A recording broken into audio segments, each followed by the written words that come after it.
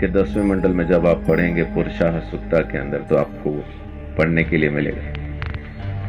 परमेश्वर को पहचाने कैसे कि वो मेरे लिए मर रहा है, उसके बारे में लिखा है कि अश्वमेध यज्ञ का घोड़ा जिस तरह से अलग किया जाता है, वैसा ही वो पुरुष भी जब बलि किया जाएगा, अलग किया जाएगा, और उसके सिर पे कांटों का गुच्छा सिर्फ इसलिए रखा जाएगा ताकि आप पहचान पाएं, ये है वो मुक्तिदाता जो मेरे लिए मरता।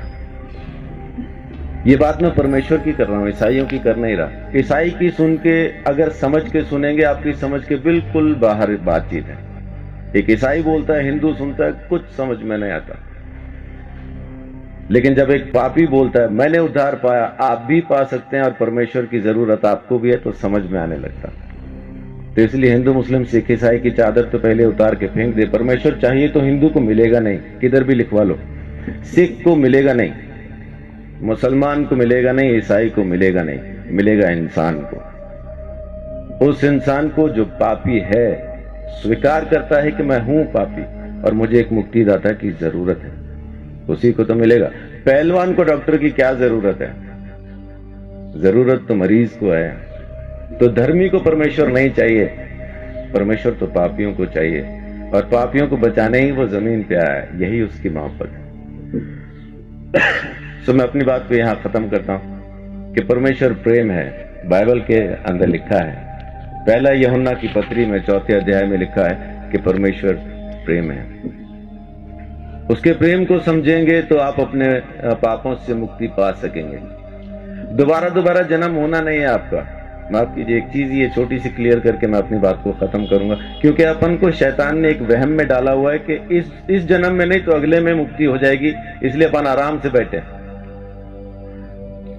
कहने वाले ने कहा था काल करे सो आज कर, आज करे सो अब, पल में प्रलय होगी, बहुरी करेगा कब। लेकिन शैतान ने बोला आज करे सो काल कर, काल करे सो परसों। इतनी जल्दी क्या पड़ी है जब जीना है बस। बच्चे, आपका नाम क्या है? ध्रुव। आपके बच्चे कहां हैं? अजीब सवाल है। उम्र क्या है आपकी? 9 साल के बच्चे से मैं पूछ रहा हूं कि आपके बच्चे कहां हैं? आम के पेड़ पे जो मई जून में आम लगने हैं, इस वक्त कहां हैं? बहुत बहुत शुक्रिया।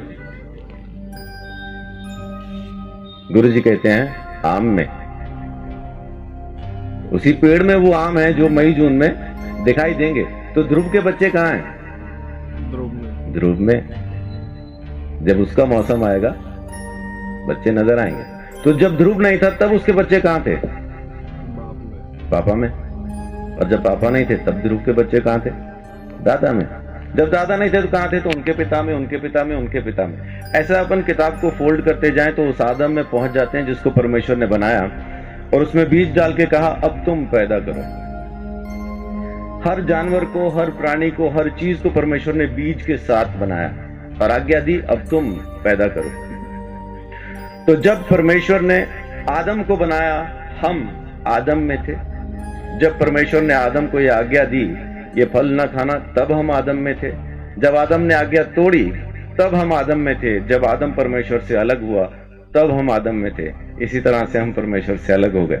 हमने किया कुछ नहीं, खाया पिया कुछ नहीं, गिलास तोड़ा 12 आना किया आदम ने, अलग हम हो गए। वेदों में लिखा है कि बच्चा पैदा होते ही पाप के हाथ में सौंप दिया जाता, पैदा होते ही पापी हो जाता। कारण उसका बीज पापी है। एड्स जिस माँ बाप को है, बच्चा पैदा करेंगे एड्स की बीमारी के साथ पैदा होना। इस वजह से हम पैदा ही पापी होते हैं। इसलिए हमें मुक्ति की जरूरत है। और अगर मुक्ति हम खुद ले सकते होते तो मुक्ति दाता शब्द कभी आता नहीं। देने वाला हमको जरूर चाहिए, वो एक ही है। परमेश्वर ने हमारे लिए मुक्ति का रास्ता खोला, स्वयं हमारे लिए बलिदान दिया ताकि हम हमारे गुनाह से आजाद हो जाएं। ये उसकी मोहब्बत नहीं तो और क्या। तो उसकी मोहब्बत से आप अभी इसी वक्त मुक्ति पा सकते हैं। आपको जन्मों का इंतजार करना नहीं, क्योंकि यही एक जन्म है, दोबारा होगा नहीं। आज के बाद दोबारा हम कभी पैदा नहीं होंगे। ये पहला और आखिरी जन्म है। मुक्ति मिलेगी तो अब, नहीं मिलेगी तो कभी नहीं। तो परमेश्वर प्रेम है, उसके प्रेम को समझें, उसके दिए हुए उद्धार को समझें। यीशु मसीह ने मेरे लिए मेरे सारे दंड को सह लिया और मेरे गुनाहों से मुझे आजाद किया। ये काम उसने आपके लिए भी किया है, बस आपको स्वीकार करना है। परमेश्वर आप सबको बहुत आशीष दे। बड़ी बात।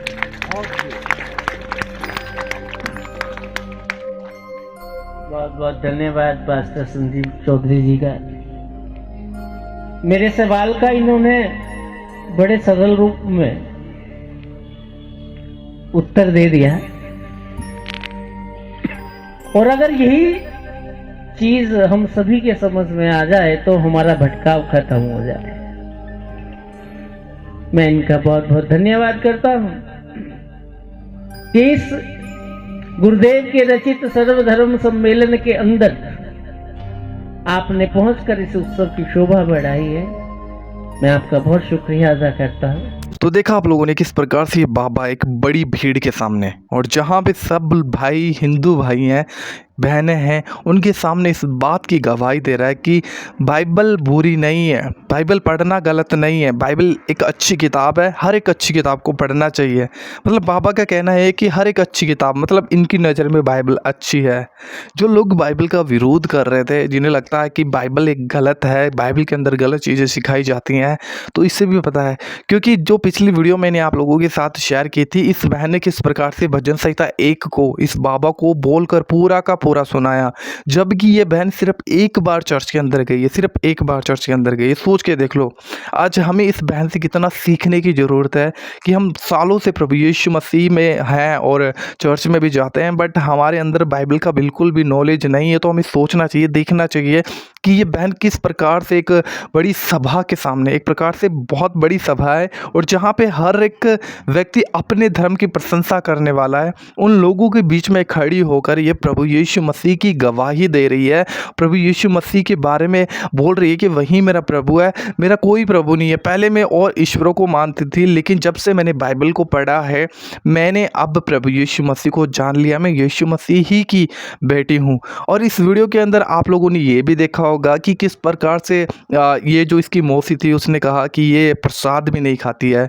तो इस बहन ने कहा मैं प्रसाद नहीं खाती, क्योंकि बाइबल में मना किया गया है, बाइबल में मना किया गया कि तू किसी और ईश्वर को ईश्वर करके ना मानना, सिर्फ परमेश्वर के, जो कि निर्गमन की किताब में आप लोग जाकर पढ़ लीजिएगा। और बाइबल नहीं चाहती है, बाइबल में परमेश्वर नहीं चाहता है, क्योंकि हम जिस परमेश्वर को, जिस ईश्वर को फॉलो करते हैं, जिस पर विश्वास करते हैं, तो कहीं ना कहीं हमें उसकी आज्ञाओं पे बने रहना बहुत ज़्यादा ज़रूरी है, हमें मानना चाहिए। क्योंकि अगर हम प्रभु से विश्वास करते, प्रभु पे प्यार करते हैं, तो कहीं ना कहीं हमें उसकी आज्ञा मानना बहुत ज़्यादा ज़रूरी है, जो कि बाइबल का एक सबसे बड़ा कानून है, जो कि यूहन्ना 14:15 के अंदर हमें देखने को मिलता है कि अगर तुम मुझसे प्यार करते हो तो तुम मेरी आज्ञाओं को मानोगे।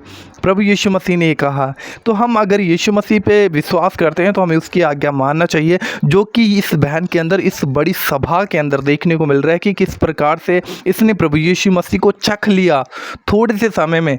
जबकि इस बहन का कहना है कि सिर्फ एक बार चर्च के अंदर गई, भजन संहिता पूरी याद करना, इतनी बड़ी भीड़ में प्रभु की गवाही देना, यहाँ तक कि बाबा भी हैरान हो गया, उसका मुंह देखने वाला था उस समय कि मैं क्या बोलूँ। क्योंकि जब इस बहन ने भजन संहिता 1 को बोला था, जब पढ़ा था, तो ये बाबा कुछ ऐसे ऐसे सवाल करने लगा जो खुद कंफ्यूज होने वाली बात है। क्योंकि सच में बाइबल जो शिक्षा देती है, अगर उस शिक्षा को कोई फॉलो करे, कोई विश्वास करे, उस शिक्षा पे चले, तो सच में वो मनुष्य एक धार्मिक जीवन जी पाता है, प्रभु को खुश करने वाला जीवन जी सकता है। लेकिन इस संसार के अंदर हम लोग देखते हैं कि इस प्रकार से बुराई से भी लोग प्रसन्न रहते हैं, बुरा करने के बाद भी उन्हें रिग्रेट नहीं होता कि मैंने बुरा किया है। लेकिन बाइबल जब व्यक्ति पढ़ता है तो उसे पता चलता है कि मैं क्या हूँ और मैं कैसा हूँ, मेरे अंदर क्या है। वो इंसान बहुत भली भांति अच्छे तरीके से इस बात को समझ पाता है। एंड इस बहन को देखकर हमें बहुत कुछ सीखना चाहिए कि किस प्रकार से इस बहन ने इतनी बड़ी भीड़ के सामने प्रभु यीशु मसीह को स्वीकार किया है, जो कि मैंने पिछली वीडियो में आप लोगों को डिटेल में बताया, बाइबल के वचन से बताया। आप लोग जरूर जाकर उस वीडियो को देखिएगा, जो मैंने डिस्क्रिप्शन में लिंक दिया है, आई बटन पे भी आपको मिल जाएगा। प्लीज़ ज़रूर जाकर उस वीडियो को देखिएगा और इस वीडियो को ज़्यादा से ज़्यादा शेयर कीजिए, खासकर उन लोगों के साथ जो आज भी यीशु मसीह से दूर है, जिन्हें लगता है कि यीशु मसीह धर्म बदलने के लिए आया। ये बहन सिर्फ एक बार चर्च के अंदर गई है, एक बार चर्च के अंदर गई है। और ये वीडियो अगर आप पूरा देखना चाहते हो तो मैं कोशिश करूँगा कि इसके पार्ट बाय पार्ट मैं आप लोगों के साथ शेयर कर सकूँ, बिकॉज जो कॉपीराइट का एक बहुत बड़ा इशू है यूट्यूब के ऊपर, जिसके चलते आपको पूरी वीडियोज हम लोग नहीं दिखा सकते। अदरवाइज मैं कोशिश करूँगा कि जो भी इस वीडियो में बहुत ज़्यादा इंपॉर्टेंट है वो मैं आप लोगों के साथ शेयर कर सकूँ। एंड आप लोग ज़रूर सपोर्ट कीजिए, इस वीडियो को ज़्यादा से ज़्यादा शेयर कीजिएगा एंड अपनी राय ज़रूर कमेंट बॉक्स में लिखिएगा। एंड इतनी गर्मी में मैं आप लोगों के लिए वीडियो बना रहा हूँ, जो कि आप लोग देख रहे हो कितना पसीना आ गया है। सो आप लोग ज़रूर सपोर्ट करिए एंड इस बहन के लिए एक लाइक ज़रूर कीजिएगा, जो कि किस प्रकार से आज हज़ारों नहीं लाखों लोग भी इस बहन को सुन रहे हैं, देख रहे हैं, वो जान रहे हैं कौन है यीशु मसीह।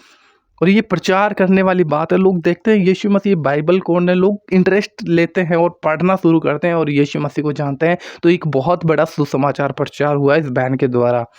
सो प्लीज़ आप लोग इस वीडियो को शेयर कीजिए। मिलते हैं किसी और वीडियो में। प्रभु आप सभी को बहुत आशीष दे। जय मसीह की। God bless you.